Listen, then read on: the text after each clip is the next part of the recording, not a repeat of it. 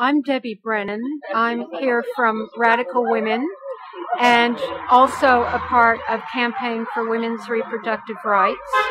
We're here every month to defend the Fertility Control Clinic. We've been here for the past 6 years.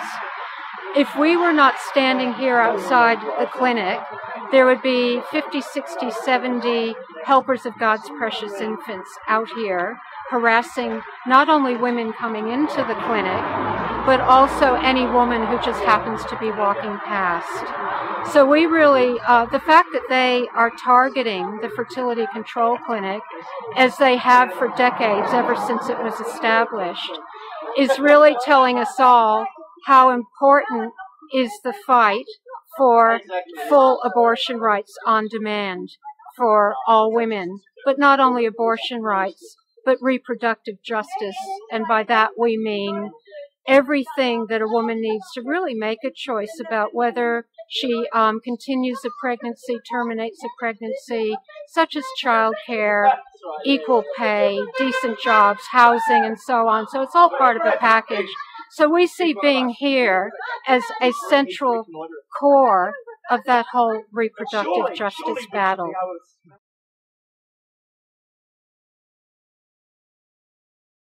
That point that you were just making about the fact that they call themselves pro-life, of course they're anything but.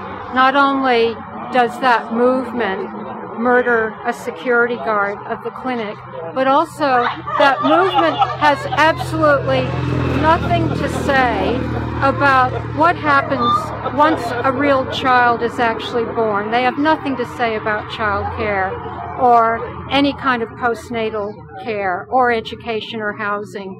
So basically their so-called pro-life stance is nothing short of being anti-woman and being there to control women, control women's bodies, control women's lives.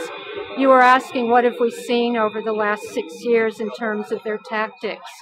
Well, first of all, by having them standing out here, whether it's 70 of them or just 3 of them, it's a very, very violent form of intimidation and harassment. They actually don't just stand here, they stalk people. They stalk women who are either coming close to the clinic, walking past the clinic, going into the clinic. And they just impose their hideously right-wing, controlling views onto the women coming in. We ourselves have been attacked by people from the anti-abortion side. I remember on our second clinic defense 6 years ago, a couple of our side were actually bashed by a couple of anti-abortion thugs and had to go to hospital with concussions. We've had them do a walkthrough with their prams and their pointy crosses in a very, very harassing, intimidating way. So they are actually thugs. There is nothing meek and mild about them, despite their appearance that they put on when they're praying and singing. So it's actually a movement that's a very violent movement, and we only need to see what's going on in the United States, for example, to see what they're capable of doing. But probably the most violent thing is to actually try to deny a woman her choices and any control over her life and her body.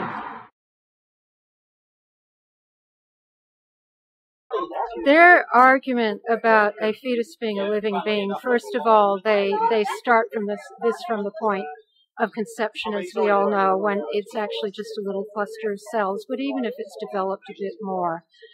Again, they don't care about that. What they really care about is denying a woman her right and the power to make a decision about that pregnancy. And so what we say to that argument is that argument is actually immaterial. The argument that's most important is the rights and the welfare of a real, living, breathing human being, which is the woman. And she alone knows exactly what her circumstances are and what her needs are. And so that's why we see it as absolutely paramount to be listening to her and to be giving her that right to be the sole person to make that decision and not to have to even explain it to anybody else. So that's the reality. It's about women's rights, and women know what they are doing.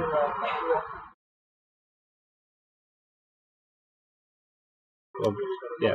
The decriminalization of abortion in 2008 was a massive milestone. The fact that it took 50 years for the government to even act on that, the government had finally acted on that because of the movement, the fact that the majority, over 90% of Victorians and Australians generally, believe in the right to choose. So they really had to make that step. It was a milestone because not only was that a measure of the force of the movement out there for pro-choice rights, but it was a milestone in that we knew that Victoria, being only the second place in Australia to legalize abortion, so we're now only two places, Victoria and the ACT, we knew that that would actually have an impact on the rest of the country, so that those battles in other states to legalize abortion, it would really be emboldening and heartening and empowering those battles. But we also knew that that legislation, of course, isn't the end of the story, because the government chose not to take the option to legalize abortion through all stages of pregnancy. They only chose the option to legalize on demand up to 24 weeks, and then from 24 weeks, a woman still has to go through the hoops of having a couple of doctors vouch for her decision. So we don't feel that what was finally legislated is enough, but having said that, we say that it was an enormous win. So where we stand is fighting to defend, but to extend abortion rights here in Victoria. We believe that every woman should have a free, and we have a ways to go there on that yet, free, safe abortion on demand through all stages of pregnancy.